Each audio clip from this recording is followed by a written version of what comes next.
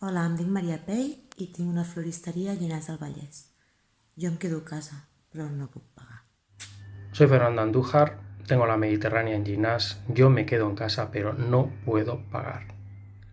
Hola, sóc l'Elisabet de Plantes i Regals Matilde a Llinars.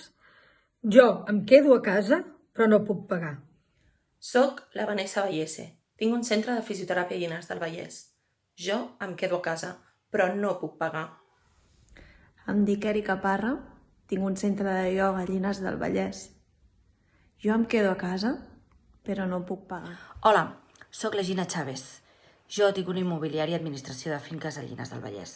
Jo em quedo a casa, però no puc pagar. Hola, em dic Vicky, tinc una acadèmia de repàs a Llinars del Vallès i jo em quedo a casa. Però pagar, no puc pagar. Em dic Fina i tinc una sabateria a Llinars del Vallès.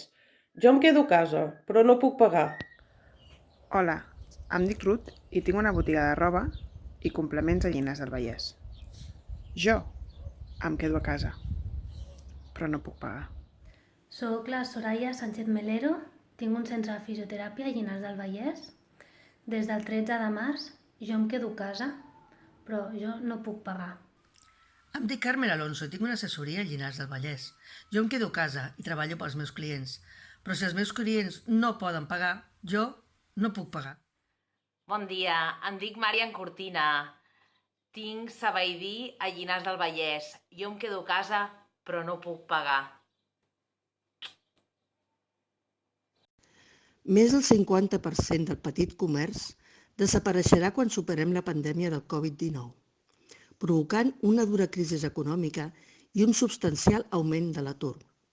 A Espanya, són més de 3 milions de persones inscrites al Régimen Especial de Trabajadores Autónomos.